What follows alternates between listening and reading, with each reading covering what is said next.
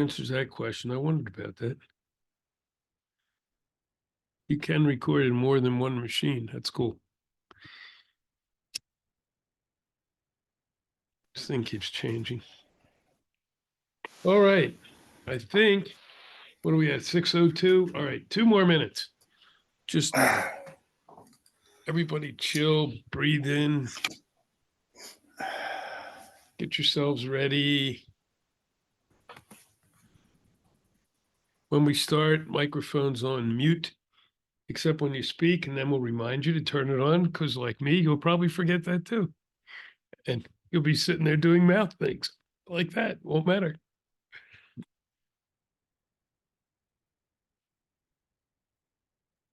And good to see you both, Danny and Judy. Thank you for joining us. Yes, thank you.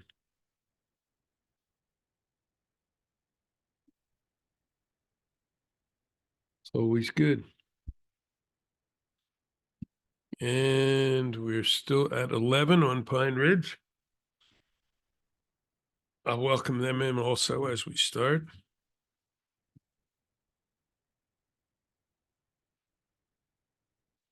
Yeah,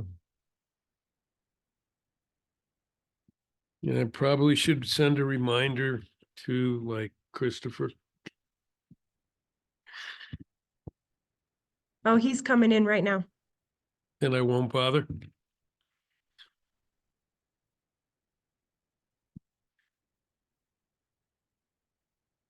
Zooming in from New Zealand,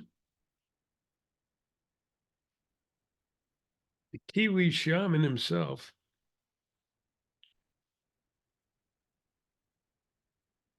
Robert, where are you at? You're still here in the country?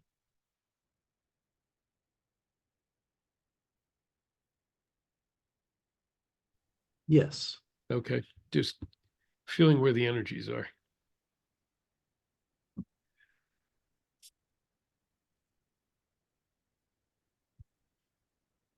Okay, let's hit this thing. Oh, we're already recording. Okay, I forgot that. Welcome, welcome, welcome to this community circle, sharing circle, which we're doing through Sanctuaries of the Earth Mother, a nonprofit that several of us here right now are part of. We're going to be doing these pretty much every week. Occasionally we'll skip. There's none scheduled next week because it is Valentine's Day.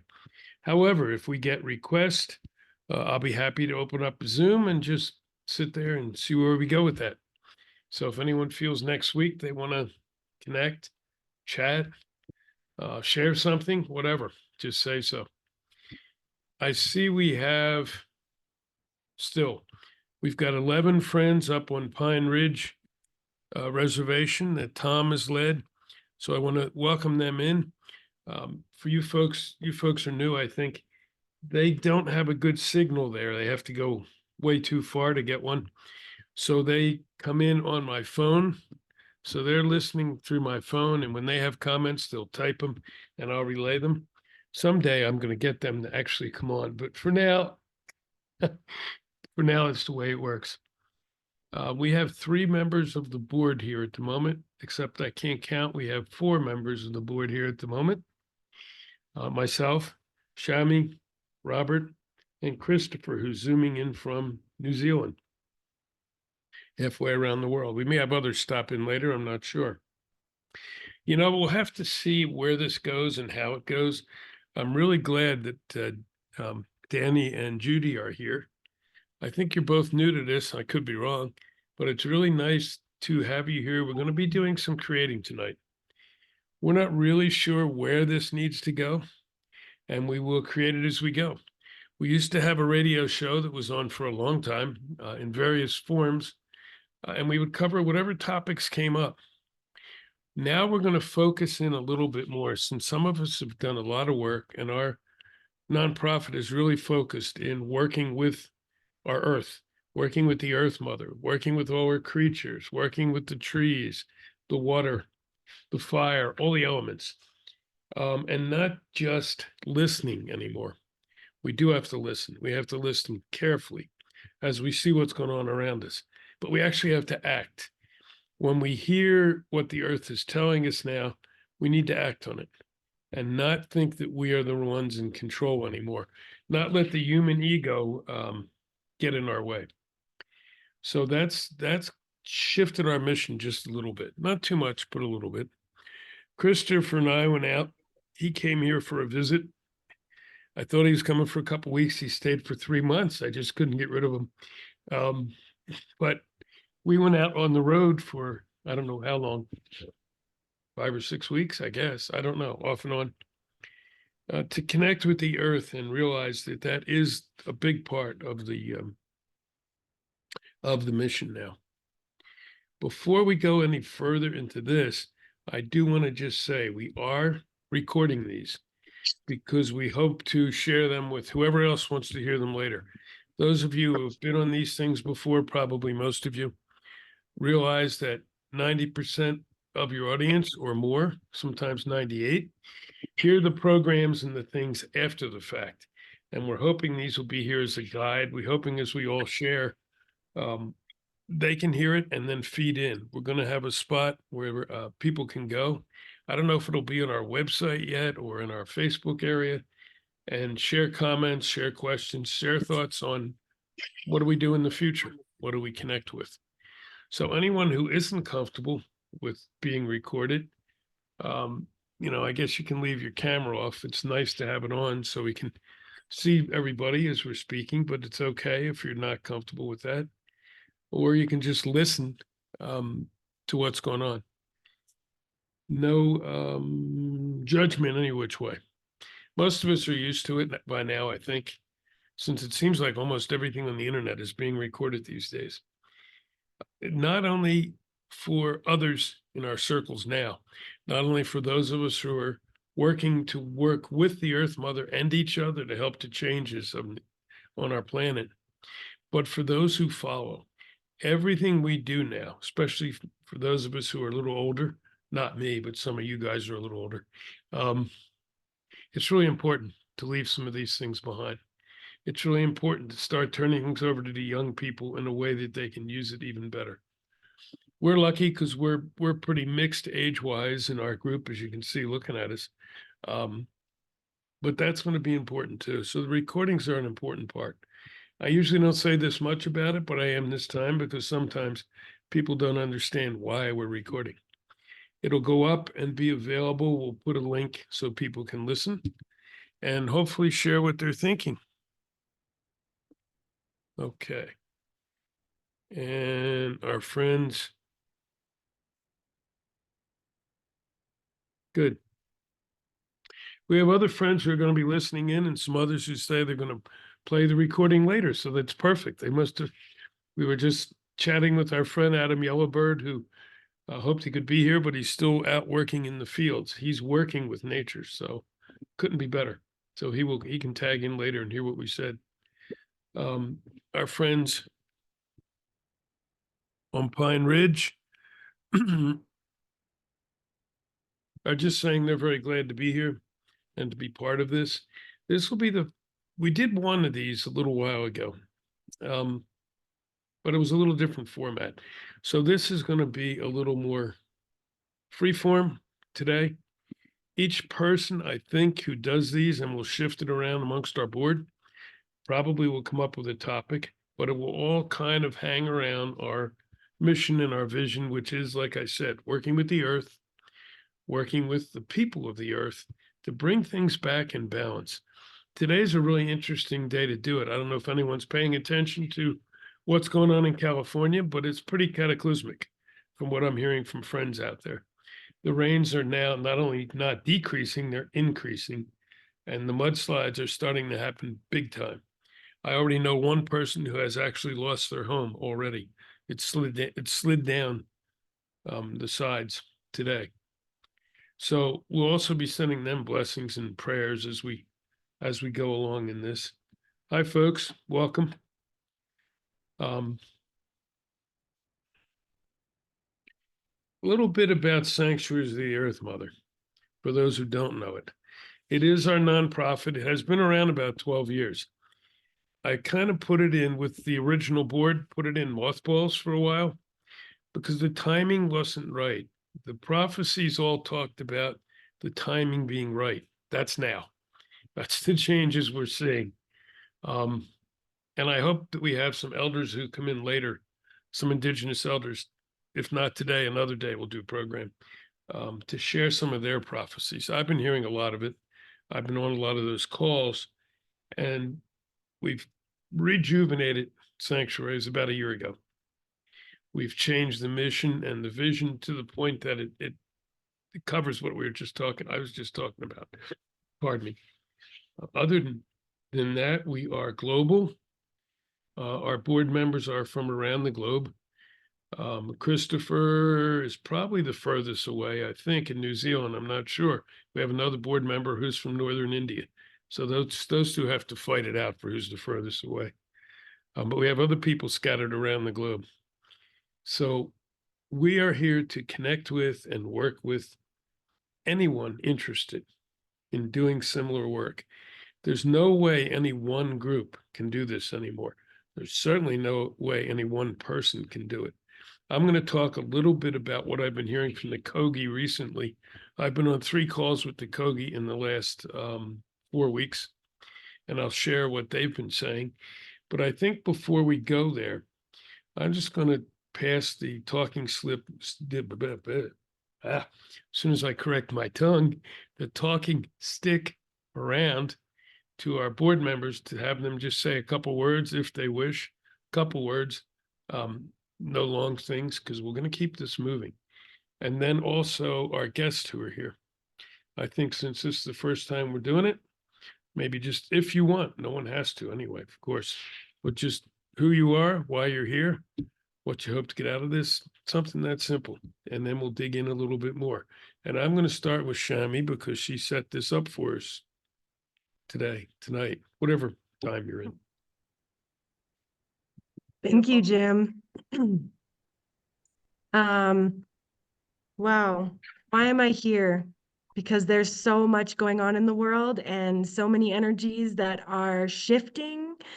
And I feel a lot of people in my community and myself have been feeling all of those things extra hard, especially if we're really sensitive beings. And we can feel the heaviness that weighs on and a bit of confusion at times as well. And I'm from Los Angeles and Florida as well. Hi to my family that's joining us.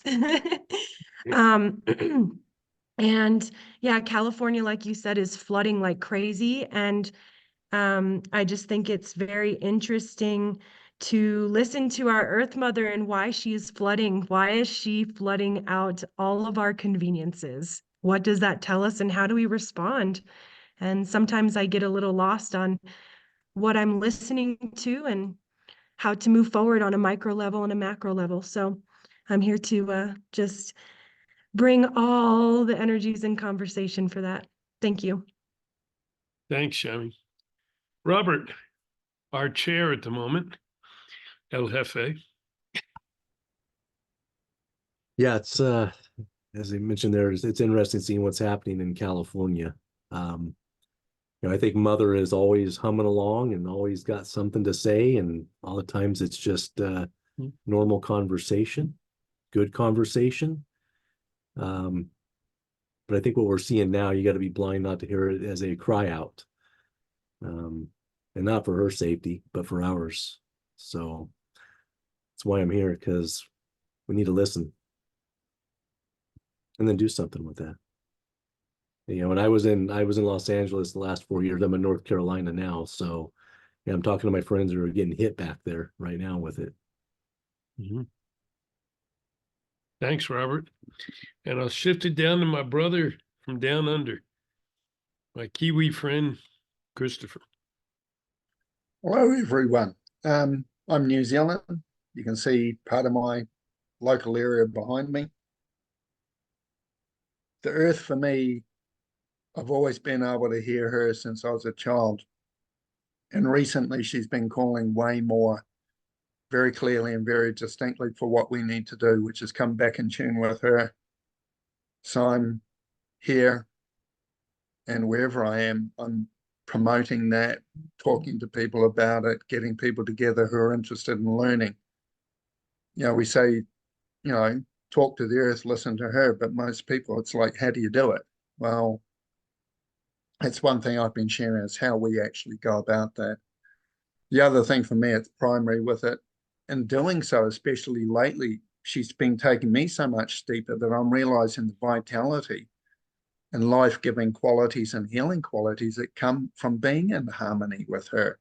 Now, I'm not saying I'm there yet, but what I'm learning is having benefits that I didn't expect. And it's like, why haven't we been doing this all along?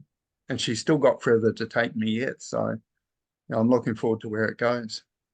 Thank you, everybody. Thank you, brother. I don't know how people came in. It looks like Judy is going to pass. If I'm wrong, Judy, let me know. I think that's what you mean. And then I think, Danny, you were probably next up. Would you like to say anything?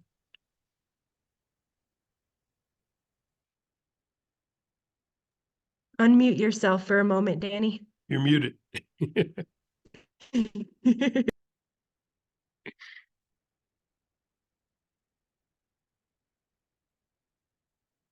Okay. Okay, now can you hear me? Yes, gotcha. Okay, good, Jim. I think we're probably of a similar age, and no need to throw any numbers out there. I'll just have to tell you, I remember like Earth Day 1970, people were addressing many of these same things.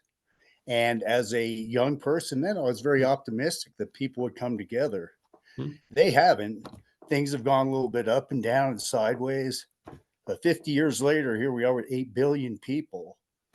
I don't know a way to go forward. And I guess I'm here to really learn and see how other people feel. That's very good. Great. Is it Trissy? Okay, because it says iPhone, and I'm sure that's not your name. Wish to say a few words, Trissy? You're good? Okay. Jim. Oh, I'm sorry. There I am. Okay, you're there. We made it. I'm always the last minute. No, that's fine. I am probably in the same age group as both of you. But I don't have a problem saying I'm 58.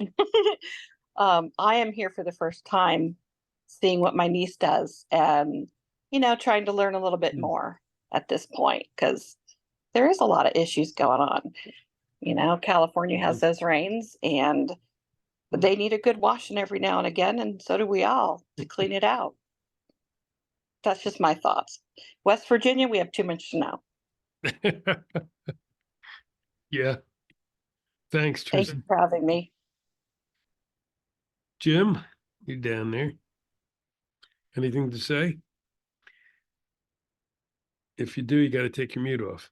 Okay. Yeah, is that working? This is Tina as well. Oh, okay. Because yeah. mine wasn't working. Sorry about that. That's all right. So, but like my sister said, who is Tris, I Okay. feel the same way. I just want to see, my daughter, Shemaine, do her thing, and she's taught me so much that I'm like really open to, you know, getting to know like-minded people and, just healing and moving forward positively. Awesome. Thank you. Tina, right? Yes. Okay. I stink with names, so I'm writing it down. No worries. Which Shami knows. Mhm. Yeah, okay. So from Pine Ridge as well, from Tom, who's leading it, from all of them there. 11 people there at the moment. 4 are younger folks. 3 are older. Actually, 2 of them are older than me. That's nice. I'm 74, so I might be the oldest one in this group. I suspect I am. Okay, boom. There's more coming in. So they're just saying hello and they're waiting to hear again. They were on another time when I spoke about some of the Kogi prophecies. And our friends here who are Lakota can chime in with any of their teachings. It's amazing how similar the indigenous teachings Can you hear are. me, Shemaine? each time. So here we go. I hear you all. 1 second, Jim. Sure. Can we, I think Jim Wooten would like to say something as well that's with Tina. Oh, I thought he was, okay. I thought she was using his. Got it. Actually- Jim, sorry. Go. Can you hear me? Yes, sir. Sorry. Sorry about that. Yeah, I'm not really sure. I mean, Shemaine just sent me the invite just a second ago, so I'm just walking in this kind of blind.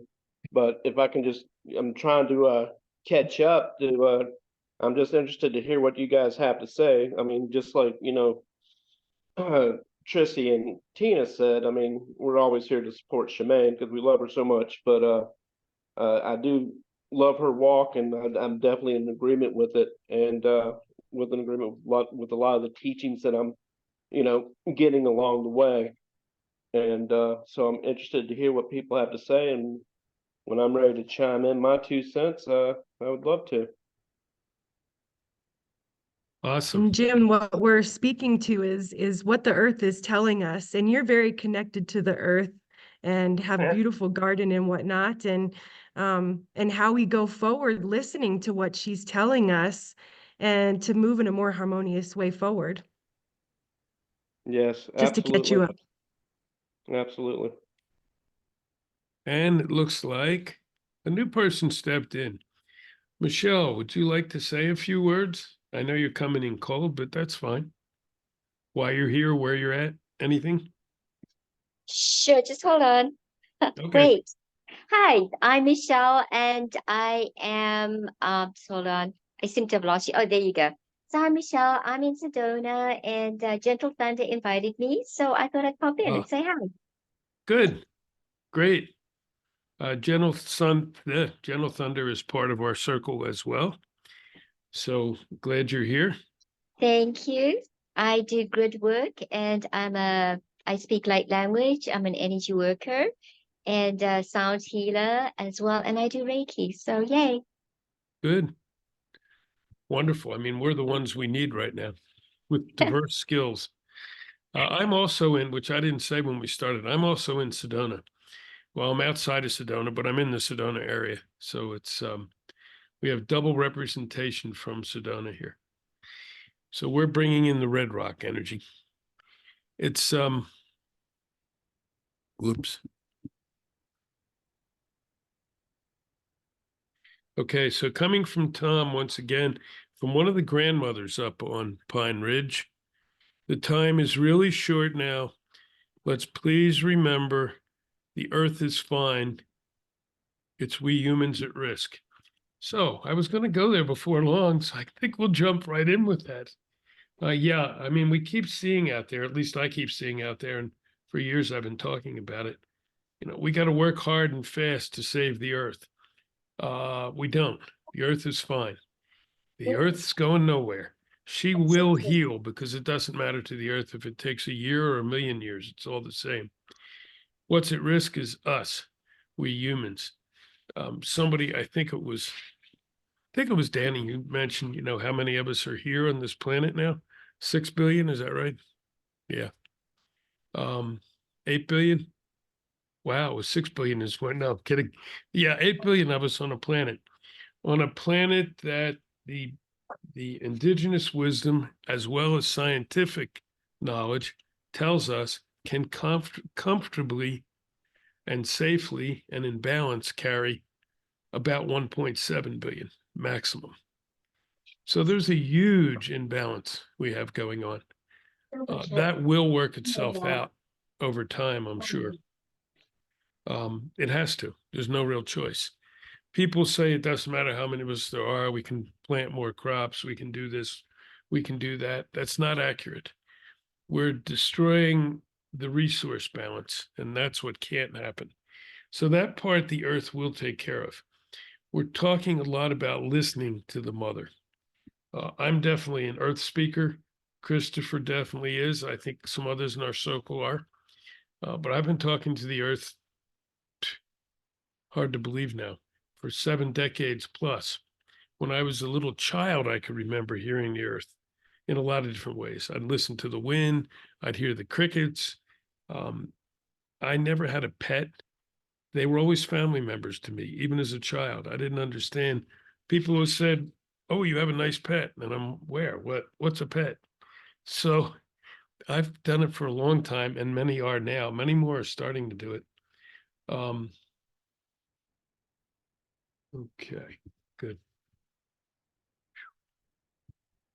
Just trying to follow all the streams at once. I'm sorry.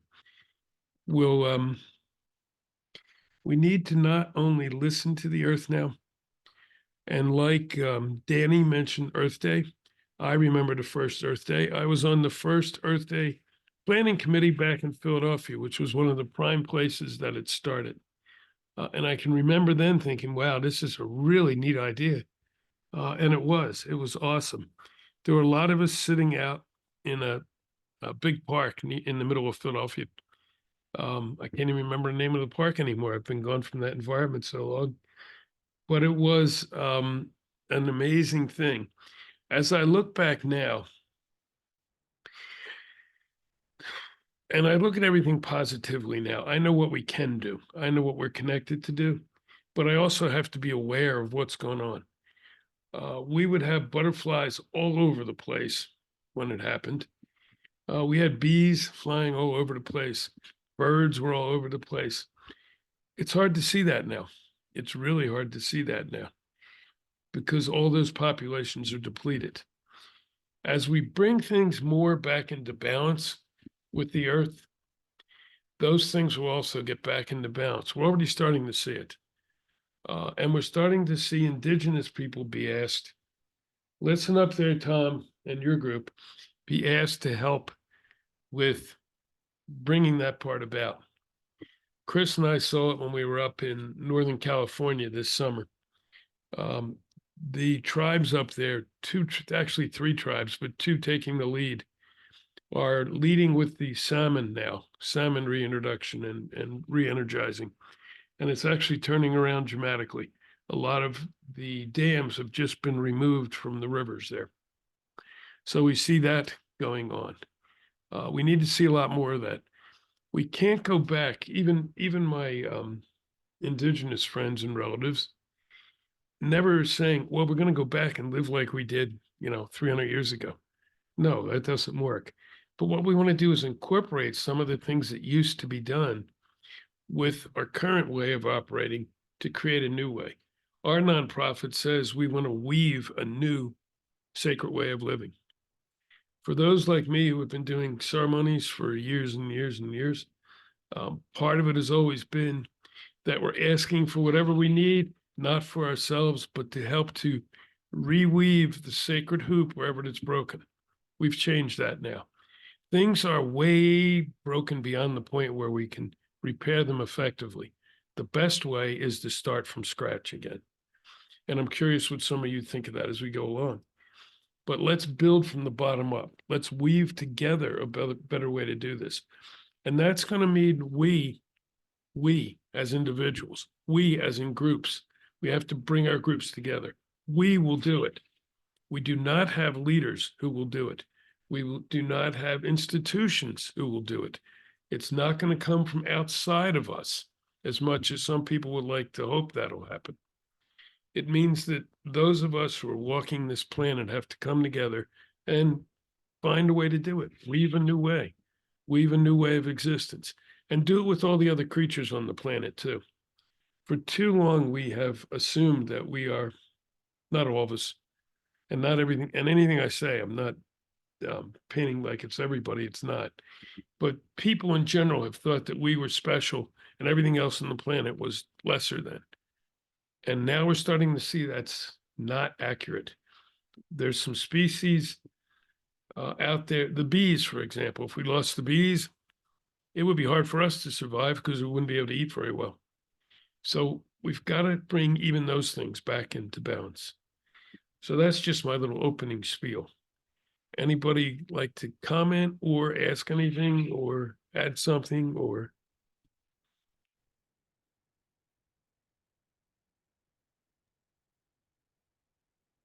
Chris, I'm sorry, I was like, okay. There's also, by the way, down on something On reactions, there's a little raise hand thing, anybody, if you want to do that.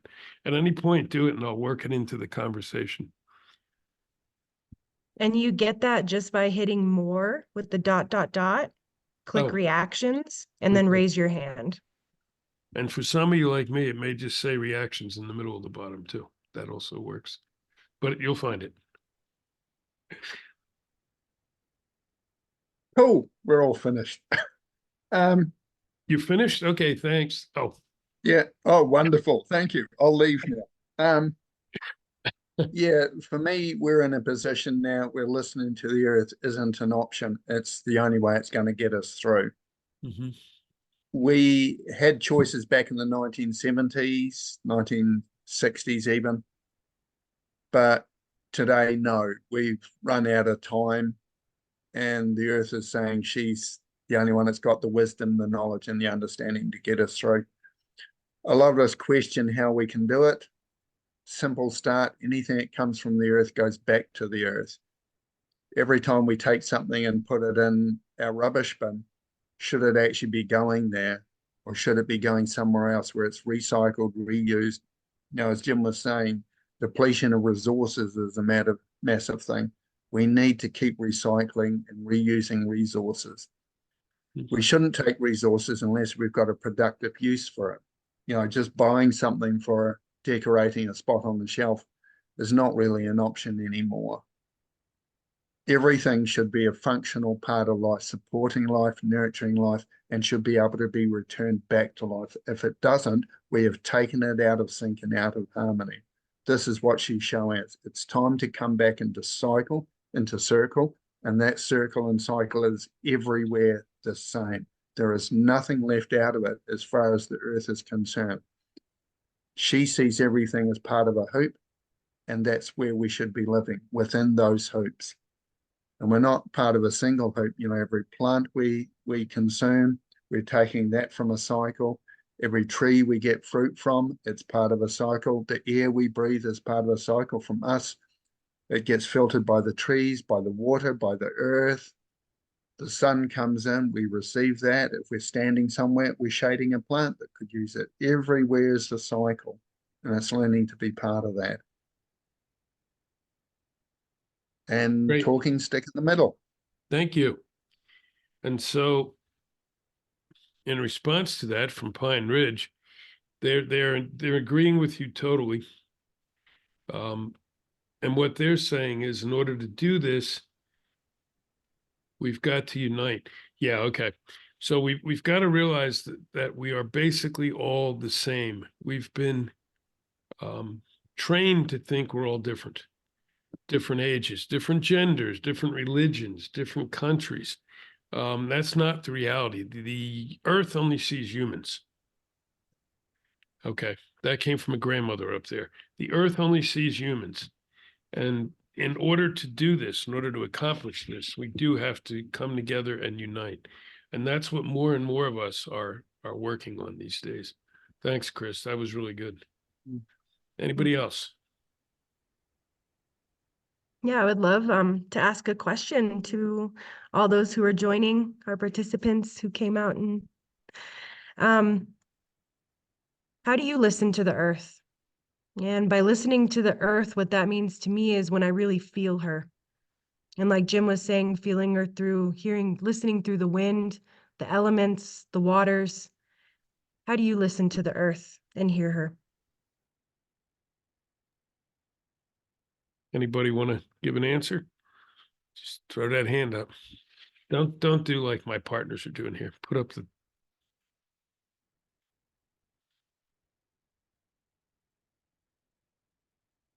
Whoa, everything's moving around. It's kind of interesting. Go ahead, Danny.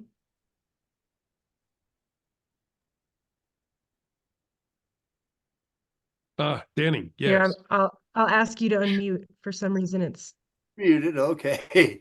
Yeah, that's Okay. okay. Thank Every you. time we come on, you got to unmute. Yeah. To answer that question, you know, when to listen to the earth, well, first of all, I like to be alone with the, you know, nature as my company. And to put a term to it, I think it's fairly accurate. It's Japanese refer to it as like, in a way, forest bathing, being just actively aware of all your senses and combining the smell and feel and touch. When I do that, I feel very connected to the earth. I feel, yes, like there was a mother watching over me. Yeah. That's really good. So Key element there is using all the senses. And that's really important to touch in. Anybody else? Were you done, Danny? Sorry. Yes. So Okay. it's lower hand thing. Yeah, I know. It's all this damn technology. I know. Okay. Do I need to do something here? Nope. Christopher, you had your Yeah. hand up. Go ahead. Mhm. Yeah, I was wanting to Jeremy, hear I from got as to talk many to other people as possible first before I say anything, because a lot of it, you know, those of us who are facilitators here as part of Sanctuaries, the Earth Mother, you know, we can say things, but it's good to hear your knowledge first to help encourage that, because we each have unique ways of listening that are available to us. Now, is anybody interested in sharing even an inkling of how you feel you hear or perceive or interact with the earth before I say anything? Anybody else want to share how they, right now we're talking about listen to the earth. I'm going to change it again in a couple minutes, but anyone else on how you listen to the earth? No? Okay, I'll launch into it. Okay. I was like, I'll respond too after you. Go ahead. You go first. Wonderful. Well, I definitely appreciate, yeah, all of the senses get intact. They all heighten when I'm sitting within her. And it doesn't matter where I am, even when I was in the city, just feeling the wind blowing through, brushing my hand up against a tree or stumbling over a root that's growing through the cracks in the sidewalk even. And yeah, and I feel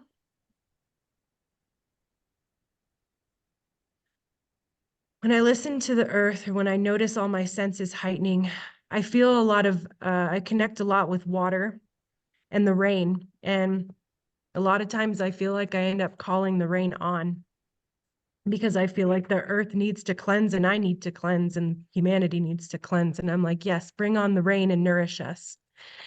And just sitting outside and hearing all of the birds, like Judy was saying, she hears the birds, she feels the wind. The wind tells us so many things. Like today in New Mexico, the weather's really shifty and it was pretty wild. It was like the wind picked up super hard, the temperature dropped. It tells us the storm is coming in, and um and then it started snowing for like 10 minutes. And it was just gray out and snow flurries. And then next thing you know, it's blue skies again. And the next thing you know, the snow is back again.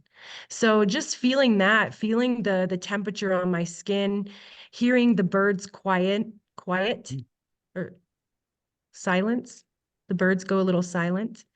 And then whenever I'm near the water, she speaks as well.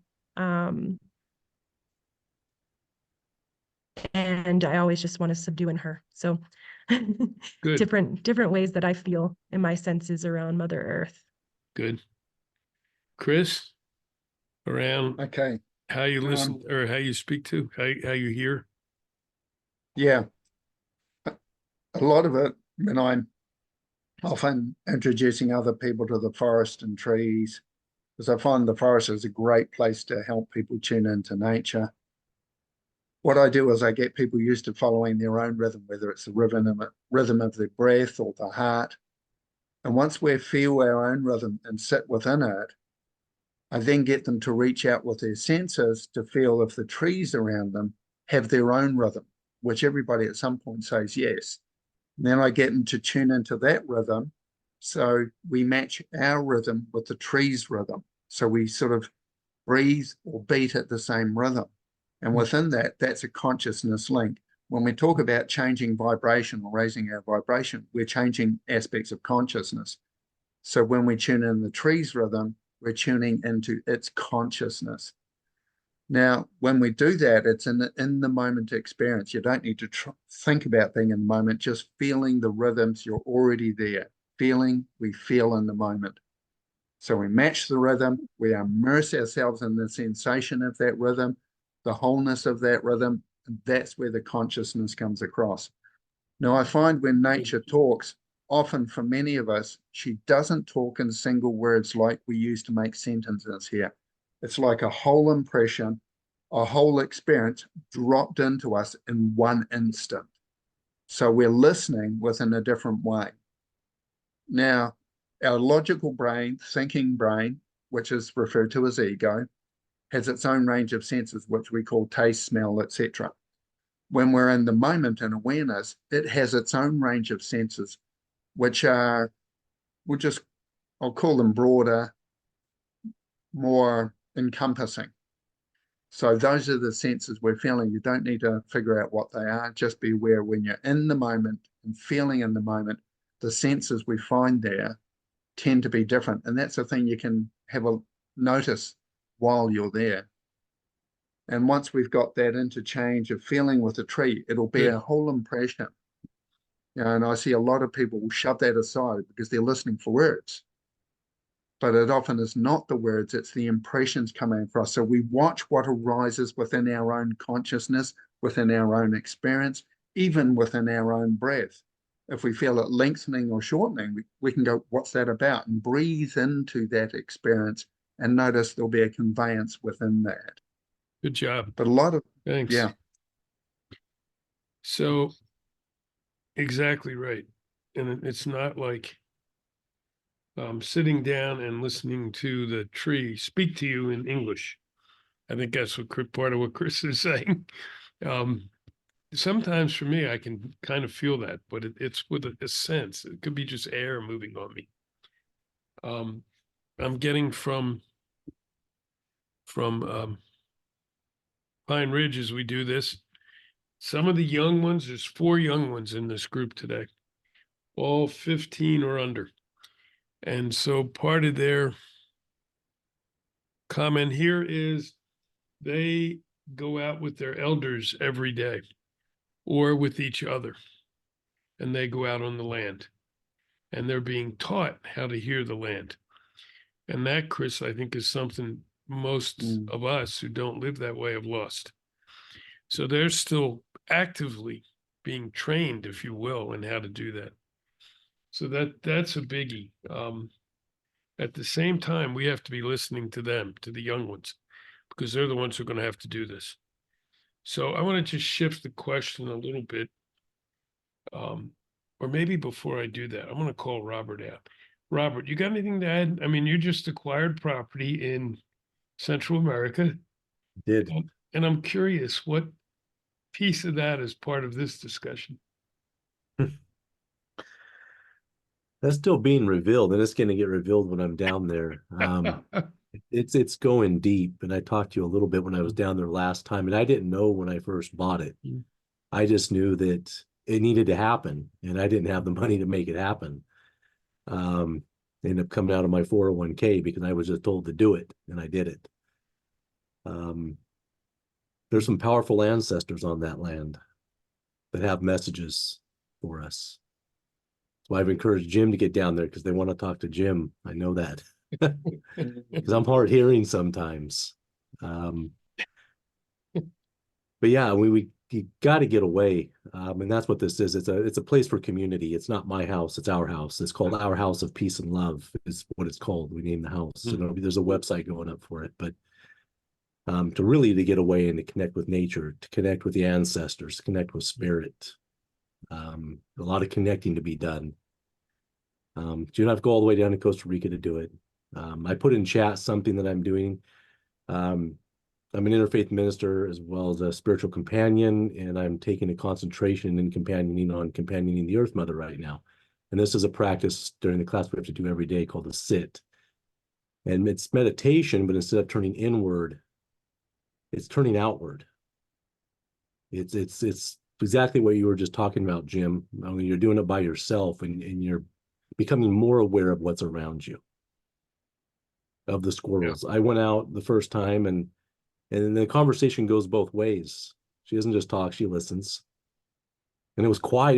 It was dead out in my yard. I mean, I live in the middle of a forest out here in Northern Carolina, and I dozed off. It was quiet, and I woke up to rushing wind, and squirrels were running. And my partner said, "Will you please hang up this bird feeder because they're not eating out of it?" And there's birds, 3 or 4 birds eating out of it. And I got a cardinal standing right in front of me, pecking some stuff off the ground at my feet, and everything was alive, you know. So I went out there and she's just like, "I'm here," you know. I was sleeping, but I'm here. Thanks. Yeah. Yeah, if you need some guidance, download that PDF I posted in chat. Okay. Yes, and you can find chat somewhere on the bottom here. It might be on those 3 dots again, but you all can find the chat that way. Shami, more on the listening before I shift the question, or you want me to shift the question? Yeah, just yeah, on the listening. And I think that something that came up to me was that there's no right or wrong way about how you interpret what Mother Earth is saying to you. It's super individual, like we were saying earlier, and just knowing like she has no judgment and she has no filter either. And Yeah. I love the fact that it's that stream of consciousness that Christopher was saying that we connect to when we're hearing her.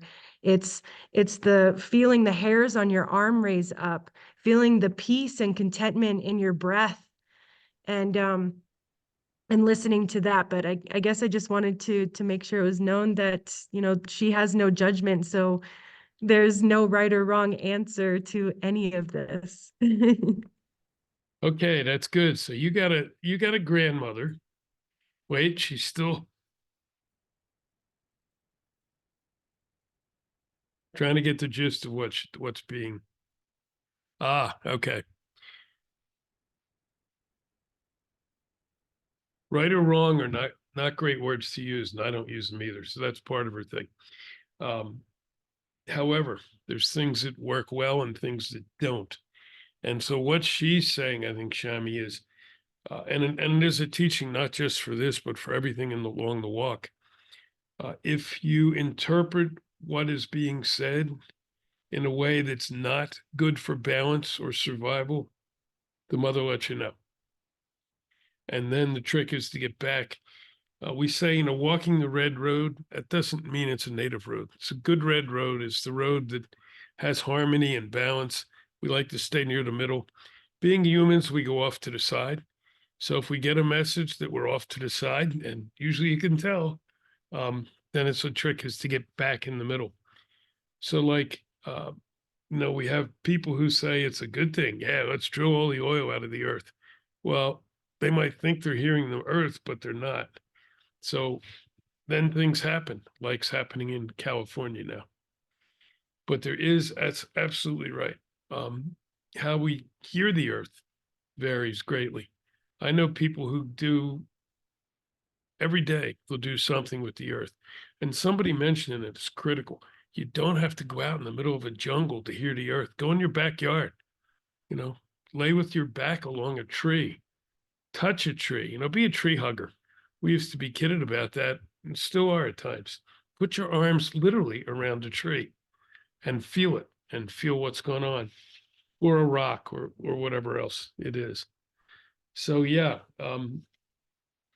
So now the more important part, I think. Oh, and they also said something about community, but we'll get to that later, maybe. The next part of this, or shifting this question a little bit. And Chris, you might want to lead this one, or you might want to hear a little bit, and then it's not just anymore listening to the earth. We have to listen and then act. We have to act on what the earth is telling us. it's really nice to listen. I've listened for years and years, and it's only fairly recently, especially in the last year, that I realized I'm not always acting on what I hear. Sometimes because you don't want to be the odd one out, you don't want to feel like you're going to be attacked. You don't want people to say, "Oh, he's crazy." Sometimes just because you're not paying attention, you hear what's going on. The earth is talking loud right now. And according to some of the indigenous folks, she's going to start talking a lot louder real fast. But how do you move from listening to actually acting on what you hear?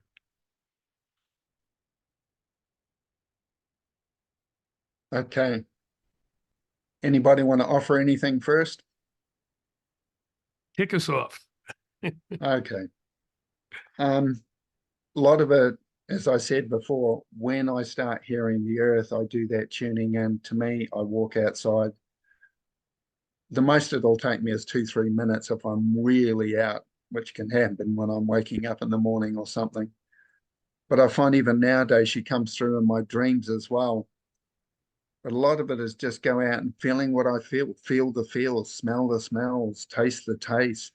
It's being in that awareness of nature's own presence.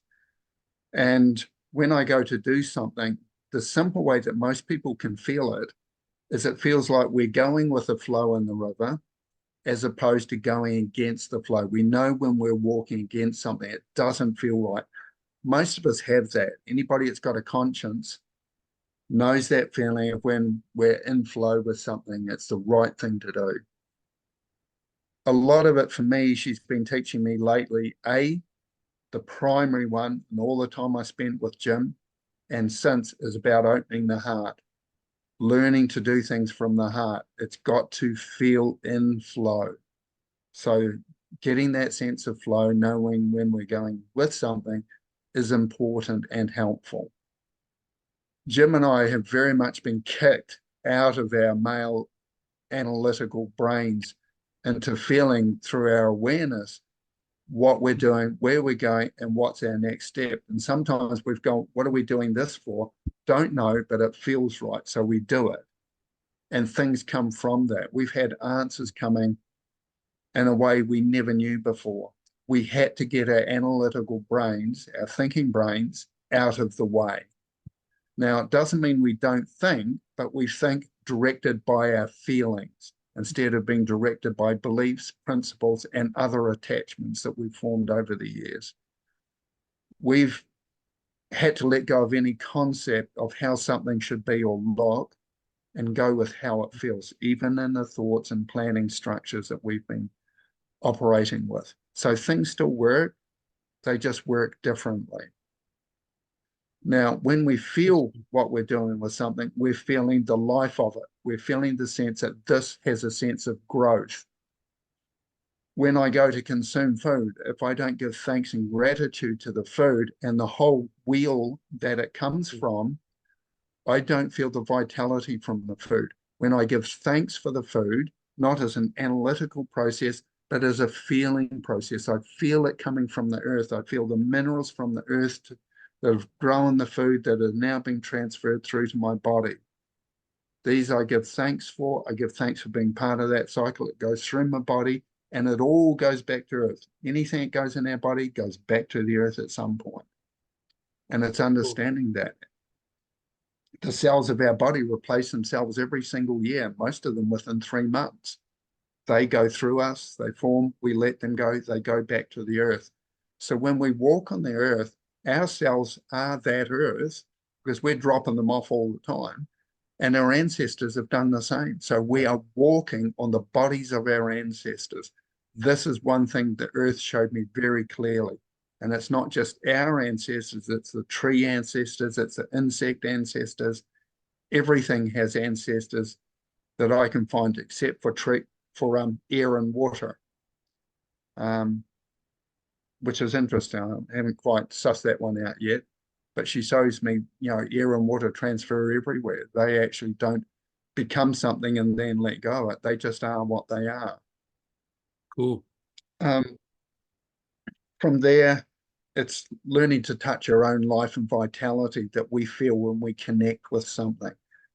Now, we're not learning to connect as if it's a new thing. We're finding the connection that's always been there, which is why we learn to listen to the rhythms of things.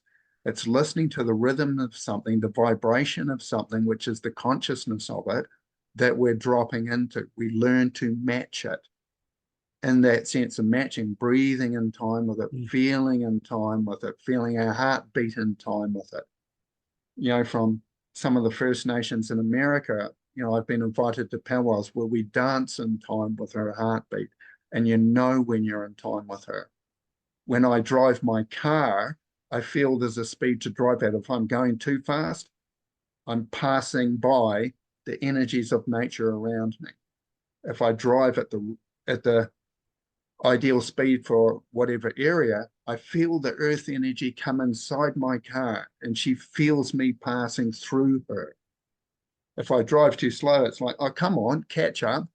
I'm not breathing in time. So there's a speed that's too fast, there's a speed that's too slow.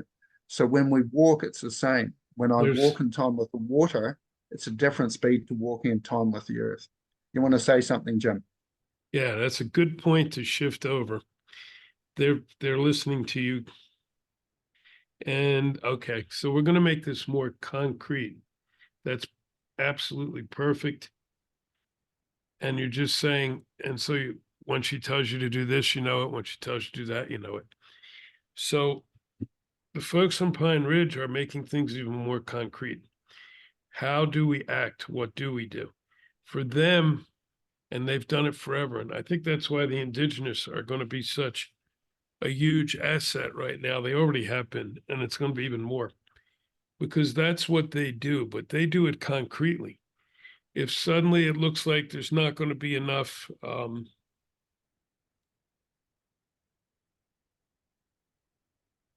game in the area, they move on. They physically get up and move on. If they go into thinking of other examples they've told me in the past, if they go into a time of drought, they don't have as many babies. Their population goes down. It's all those, so they very concretely do what the earth tells them to do. And that's what every other species of animal does that I'm aware of. Those that don't are gone. The dinosaurs couldn't, they're gone. The dodo bird couldn't, it's on and on. So let's make it even a little more concrete. And I can call once again on two people here. And if any of you guys remember, throw your hand up if you want to jump on this. But we have two board members here who are doing some concrete things. And I wonder if they want to tie it in. Shami went from the west part of the country back to the middle of the country. She's in New Mexico now to start up a healing teaching situation. Robert, you just heard, just went out on a limb and bought some land, which is going to be a rejuvenation place and a teaching place. So what told you to do that? Did the mother tell you to do that? Go ahead, Shami, you first, ladies first. Thank you. Yeah, she definitely did. Not only was it just like screaming through my soul living in Los Angeles, but at the time I was working with the opposition of the earth in ways. I was working in the architecture field where we were building and building and building and not building sustainably, not building resourcefully, not listening to what she needed, but infiltrating what we wanted in her space and creating more density and more pollution and more waste of resources. And that was not sitting well with me, especially because most architecture firms, it's like they work in the luxury department. They work in excess. They do things with a sense of I guess maybe the word I'm looking for is opulence in a way, just too much. And so I was really called to during my architecture studies my main focus was on healing architecture. How can we bring in healing spaces into urban sprawls, urban environments? And I felt like everywhere I looked, there was no one that really lived up to those values of sustainability. They all say that they were sustainable, but yet, something as simple as not turning off all the lights at night. They're wasting electricity, something so simple of an action that you could do. And, there are small strides in that, but it was really suffocating. So when the earth said, hey, COVID is here, and there's all of these parameters that are causing a lot of stress, even more so in the urban environment. And my soul was screaming for years to get out of that space. So I finally said, all right, forget it. I'm going to simplify, because that's something else that she was saying. There's too many people, too many things. Simplify. Do what you need to do to be able to be self-sufficient and not depend on the system that doesn't serve you and support you. And you can't take all these things with you. So I got rid of like 90% of my things, gave them all away, called my friends and said, all right, I'm having a garage sale donation base to help me pay for a van. And yeah, and then I just went and worked up north on a cannabis farm and got more connected to the trees and her, and was living in the redwoods and was very minimal. I had just my Honda Fit at the time, and a tent, and I literally lived in a room that we hung our plants in the attic spot, just up a ladder. So she really told me to simplify and be prepared for whatever may happen and all the shifts that may be occurring. So I've continued to work on that, do that journey, and traveled from California to Michigan to Florida. And my only problem with that is all the gas that I wasted. But thinking of all the things that I didn't utilize was good. But and now Balance. Yeah.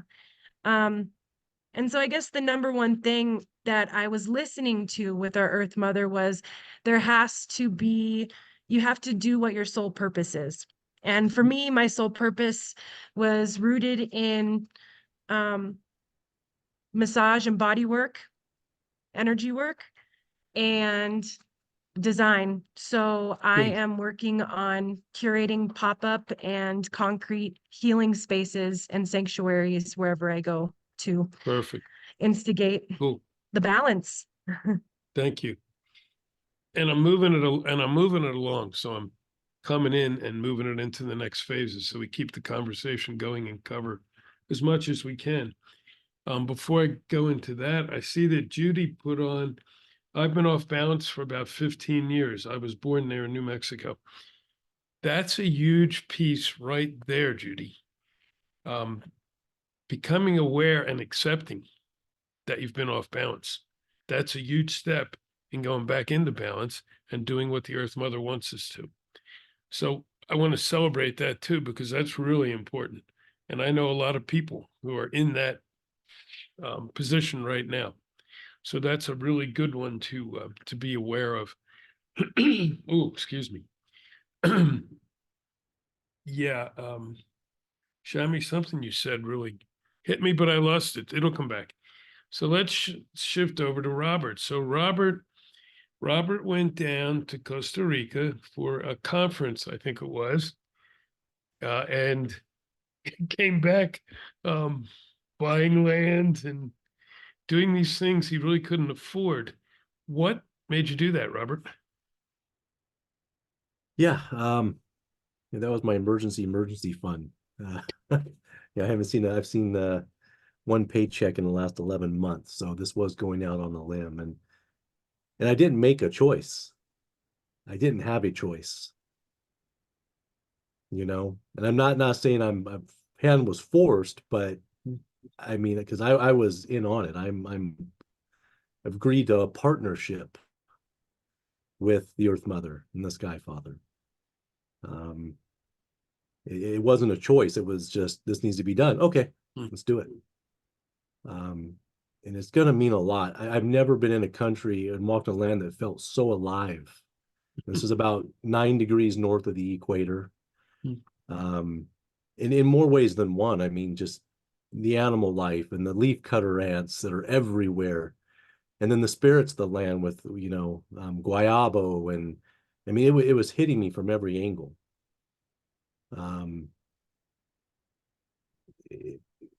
going to talk more about this probably in 2 weeks, because when I lead the circle in 2 weeks on the 21st, I Oh, will be good, there. good, I'll be good. now, and the house will be done. This is the view. This is from the neighbor's back porch. So there's 2 volcanoes hiding in the clouds back there, which have a great history. And I'd love to read you the story, but I won't tonight, Jim. No, that's cool. I'm looking All it forward to takes is that picture. I mean, if you have nothing else but a picture of true nature, stare at it and let it pull you into it. Yes. I can look at this and I can feel this place. I won't ask Chris to speak on that, but I know he can. Yeah. I can He feel can the brilliantly. land and the energy just looking at that picture that I walked on. Yeah. And I want others to experience that and come away recharged. The Good. work we do is Wow. exhausting sometimes, it's draining. We need somewhere to recoup. And that's part of what this is. This is many things, but I'll leave it there. That's brilliant. And so in 2 weeks, Robert will be leading the group. Come back, join us, bring some friends. We're going to expand on this as well. I know all these pieces will fit together even as we go along.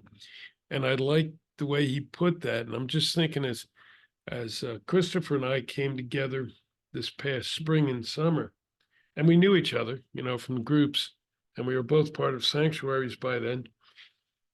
But Chris flew all the way here from New Zealand to the US, which is not cheap and which is a long trip. And he's got some physical issues, but he knew he had to come. And he came basically for an event, which we weren't even sure how that was going to happen.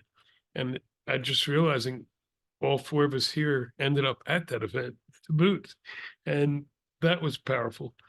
And then Chris and I were, just like Robert is saying, and Shami and Chris, it really wasn't optional. We were told to get out there. We knew we'd burn some gas, Shami, that's right. But this can't be perfect. And in order to get out there and get around and do the teaching and the learning, because we were doing both. So we went and put money into that too, because there's no other way to do it right now. So right now it's almost a leap of faith, I think. And knowing what needs to be done and just doing it. And it doesn't have to be huge. You don't have to go get in a plane and fly 7,000 miles like Chris did, or go buy a hunk of land like Robert did. You can.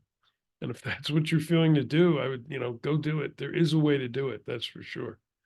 But it can be even smaller, it can be whatever that starts to shift things. Bringing people together is critical. And Robert, I think you just said it. For me, it's huge too, that not only connecting to nature when I'm out in nature, which I do every day, even when I'm busy, I make sure I take breaks and I get out there. Well, my dogs force me for one thing, but I still would do it regardless. But I do it at other times as well. I'll play an audio tape of some natural place around the globe that I love, or I'll watch a picture, or I'll look at a picture, just like Robert's saying. Connect in all different ways. That's using all different levels of senses. So that's a really neat piece. Any of you other folks want to add into this? Anyone who hasn't to this part of it? Yeah. Hey there, this is Tina. And I'm enjoying the conversation and I'm very appreciative to being invited. And I promise I will be more interactive next time. And I'm looking forward to the next time and figuring out how I can connect more. because I'm definitely relearning my, everything, as far as spiritually, so Mhm. it's quite amazing. So thank you for all of your your experiences, sharing those. It's very inspiring for sure. Good. Yeah, I'm So glad. that's And that's all I had to say. good. A big Can I word you comment just, on one thing with Tina? yeah, I just want to Just point out. because so she Go ahead. knows. Oh, okay, go ahead. No, go ahead. Just so she knows it's in her already. She says she's relearning a lot, right? Which we are, definitely. Yeah. But I remember from a young age, I had a crib at the beach. She listens to the ocean. True. True. With hot She dogs. goes to the ocean. She would take me out of school and say, "We're going to the beach today." Mhm. So to me, the ocean has always been her medicine. Whether she realized it or not, it was part of her intuitive call to go to that, to cleanse in our Earth Mother in that way. So I just want to bring some power to what you already do know and what you do follow already. Thank you. I appreciate that. It's a trip, and I wouldn't realize that without you as my daughter, honestly.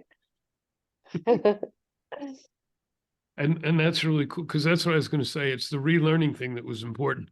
I thought what she said because Yeah, relearning well, the happens to so brainwashing many. was pretty intense brainwashing. It So, was, and it has been, and I think that'll mhm, be a separate program. But we've all been brainwashed, yeah, it's especially crazy. those of us in Western cultures, completely brainwashed, and we've been Yeah, shoved into cities where we don't belong, and on and on and on. And a lot of those yeah, things need to be addressed, and they will be. So keep relearning, Tina, thanks. Yeah, yeah. It's inspiring in itself. and share out. The more we learn, the more we can share out, the better. Chris takes people out into nature. I take people out. I know some of the rest of you do. Shami welcomes me into her place. Yeah, just keep doing that. Just keep doing that. It's like ripples. You never know how many people you touch and affect. It just ripples out and ripples out. And I've been around long enough to know because I've seen the ripples come back. And I went, wow, where did you learn that? Because I've thought that for a while. And they said, well, I heard it from this one, from that one. Turns out somebody heard it from me at some point, or That's amazing. yeah, or from somebody else teaching a lesson. I'm like, boy, I learned that from XYZ. And well, turns out after many ripples, they actually learned it from the same source. So we just don't know. Right. Put it out there. Yeah. Let it ripple forth. How long are we gone? Did we ever decide? Are we doing 90 minutes? We had another 15 minutes if we are. Okay. Robert's shaking his head yes, and he's the techo god of the group at this point. Although that'll probably shift too. Yeah, and everything is changing dramatically. Whoops. Okay.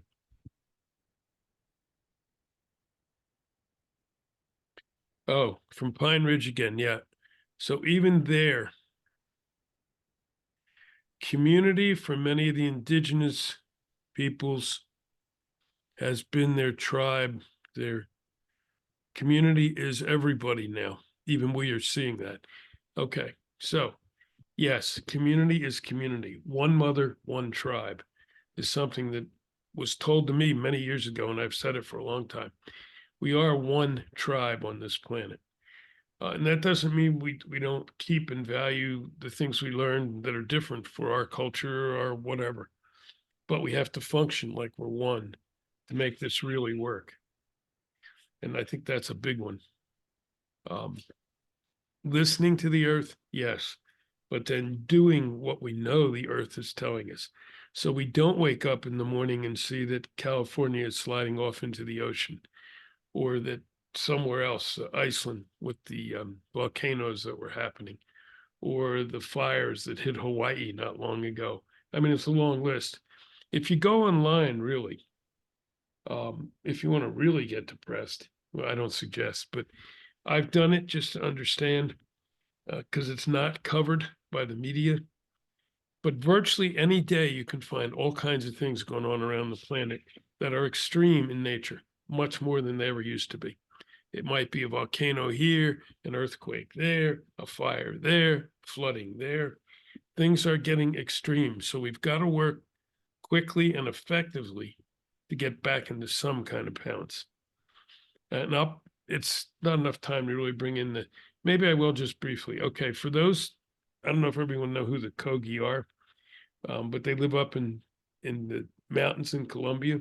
They're the least contacted culture on the planet. I think that still is accurate. And they've been coming down a bit and teaching for a while now. Their latest thing is we have like 6 months to really make some shifts and changes, or the things are going to get more intense. And it's playing out the way they've been saying. Their prophecies, I think, are much more accurate than any other culture. So we got to work on these things together to make sure we can make as much change as possible. We can do it.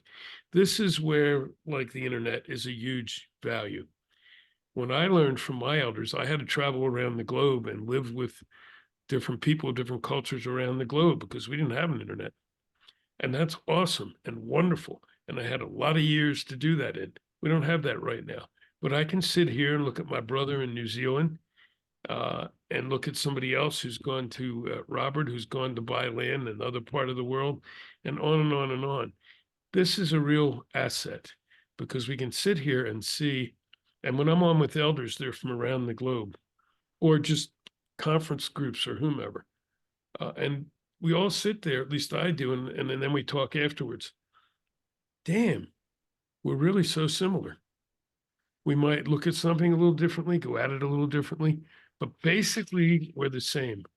We've been convinced that we're different, and we've got to start shifting that back, whatever it takes, and we can do it.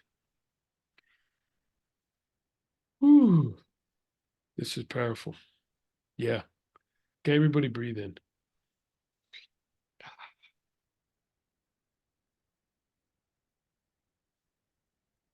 I'm going to ask someone else to take us out in a few minutes, but I just want to pause a minute and give thanks to Creator for this space, for this energy, for all this sharing. Thanks to the Earth Mother and Father Sky. And the ancestors, all the animals.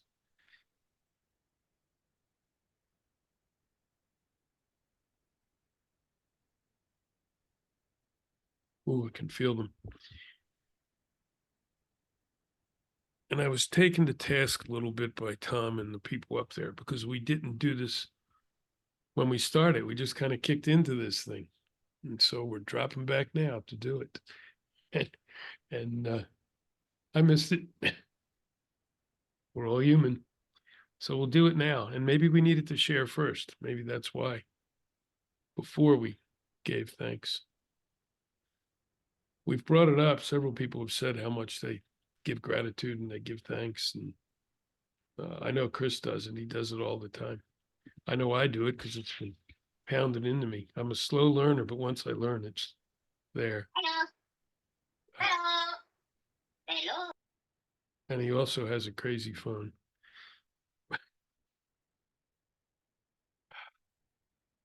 Yeah. Good. So we have like 10 minutes left. Who would like to, let's just share whatever. And then with a few minutes near the end, I'll ask somebody to take us out.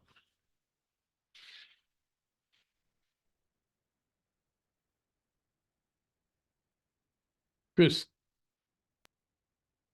Just a quick observation. I used to think I had to go out in nature, so it would have to be native bush, something visible, something big. Of late, the mother's shown me very clearly, and she's brought me back to just being with my house and section that I live, and shown me how the grass outside the front door is nature. A blade of grass growing for the footpath is nature. Each breath I take is nature. Every drink of water I have is nature. we actually don't live any moment without her. She's inside us in the water we've already drunk and the food we've already eaten. It's that simple. The food we eat is nature. She is everywhere. She's inside us, she's around us. We can call it outside, but it's not really outside. It's part of our living biome. The soil under our feet, even if it's under concrete and asphalt, she's there. And she supports all these things. There is nowhere we go where she doesn't exist. And it's just remembering to remember her wherever we are, to connect with her, to breathe with her, to feel her. Talking stick in the middle.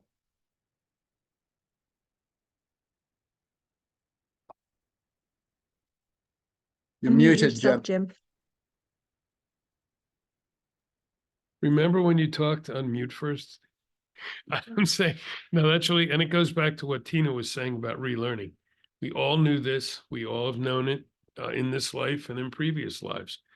It's been drowned out, so we weren't hearing it anymore. And I think as more and more of us wake up, I'd love to put all over my stuff, be woke. Woke is a sign of accomplishment and advancement.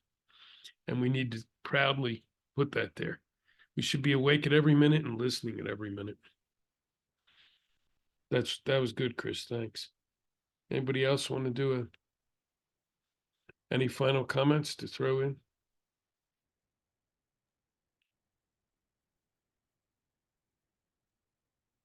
Robert went into the gym. I'd just like to say again, thank you. And I'm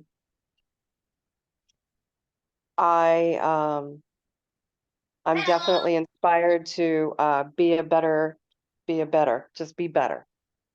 And know that I'm not alone. And Yeah. I'm on a good shift, you know. I'm very grateful for the shift. Thank you. And yeah, our friends are going to get off in a couple minutes as well, so we thank them for being with us. I think with, well, we got a little bit of time left. Shami, you want to take us out tonight? Are you up for that? Take us out. Yes, of course, if that's what I'm called to do. Yeah, I just want to, before we close out, I just want to thank everyone for just showing up. I know this was last minute, and that's just the way life rolls. And we have to flow with that. Just like we have to flow with all of these shifting patterns and all of the things going on in the world. And I just pray that everyone finds a little bit of way to find space, find a little more space and ease in their hearts and a little more joy every day.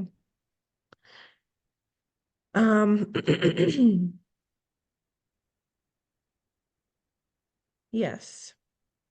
We're ready to close out. Think so. All It right, I'm feels, just it gonna, feels right. Feels like we're complete. I feel complete too. All right. I'm going to allow my eyes to close down, and I encourage you to allow yours as well. Allow yourself a nice deep breath, coming into that co-creation of breath that we have with the trees that surround us and feed us and nourish us. Feeling into the heartbeat as it connects to the heartbeat of Mother Earth around us, surrounding and flowing through and to. Feeling the sensations in our body and knowing that they are connected, our vibration is all connected between each and every one of us across all of the lands that we trek upon, all of the lands of our ancestors that have joined us here today as well in support. I can hear them cheering us on for speaking our truths and speaking up for her, for our Mother Earth. Breathing in the breath of peace and harmony, awareness, and the roads on how to get there. And wishing us all on this planet a means to listen a little deeper. And not just listen and brush it off, but really listen and feel what is being told to us.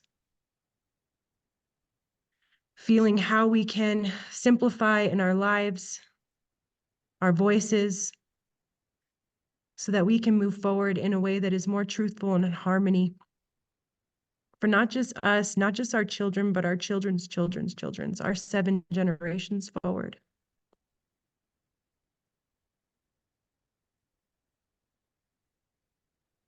I'm grateful for the abundance of our Earth Mother and just apologize for us overusing her and not taking care of her the way that we should, the way that our ancestors and those of the indigenous peoples of the land have taught us and lived so sweetly in harmony with her for so long.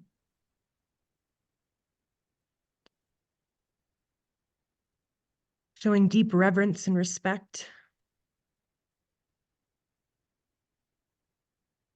for all of the lessons that she teaches us, all of the cycles that she reminds are around us and within us.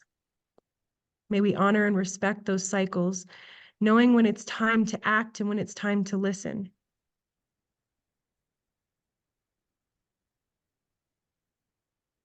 In gratitude for this community gathering here, weaving threads of unity, of consciousness, connecting to our Earth Mother's consciousness and that beyond.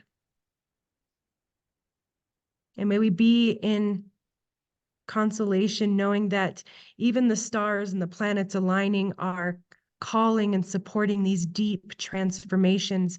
And may we have the bravery to lean into them, lean into our truths, lean into the realities that we need to face to move forward together. May we have the bravery to speak our truth and to stand up for those who do not have a voice that can be heard.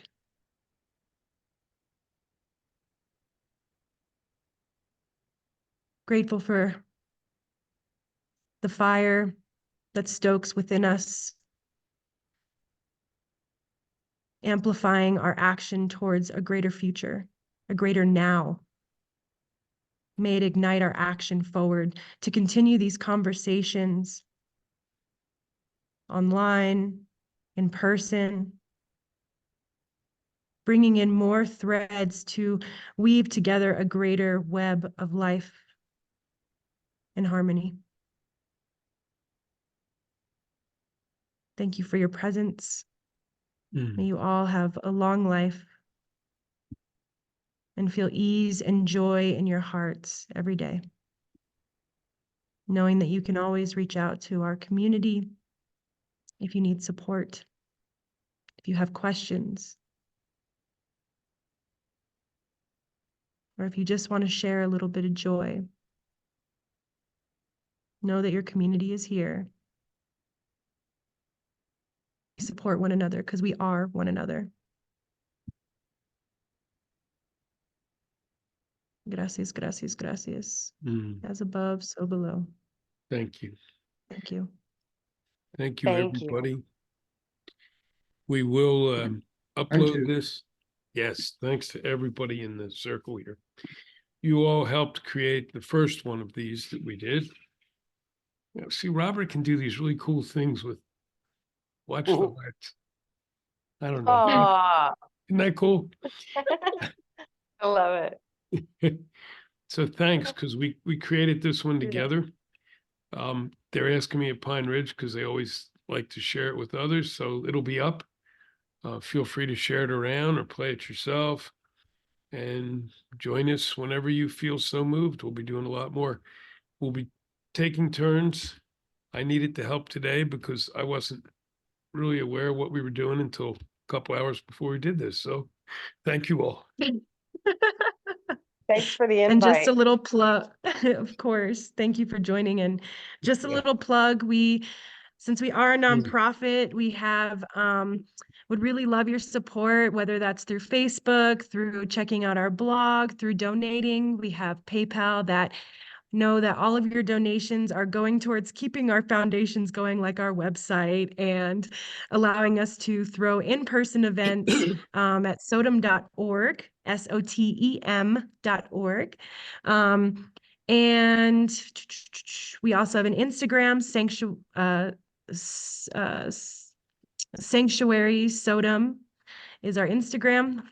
And we are getting better at building our team up to have a little extra help so we can continue to bring you all of these gatherings and information and keep feeding what it is that we all need to create a more harmonious future together and our Earth Mother. Beautiful. Thank you. Thanks, Shami. That's good. I forgot to do that. That's excellent. And we got tons of videos on our YouTube. So Yes. we should post a and the list of last the resources. Yeah. Yes, totally. And the last thing is that if you are called to March 3rd, we are collaborating for Indigifest in Sedona, Arizona.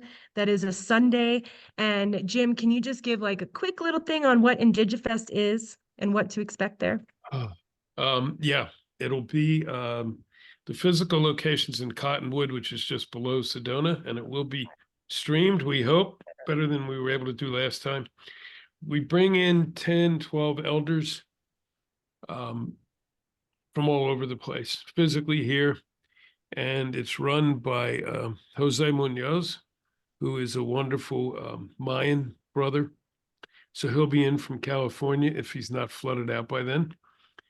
And a simple number of questions are asked of those elders, and they answer in more depth. Chris was here when we did the last one. He and I sat on the panel. This time we have a nice mix coming up. So feel free to join us either physically or online, and we will put all the things up. Awesome. And you can expect our next sharing circle to be 2 Wednesdays from now on the 21st, and then we'll have one on the 28th as well. So please share with your friends, bring them on. The more participants we have, the more we can dive in with these juicy conversations. I love. Are we on? Isn't that the key? Love. It is indeed. Oh my God. Wonderful. Thank you to all those who joined from hours away, and appreciate you staying up for us. Peace to all. Thanks all. You guys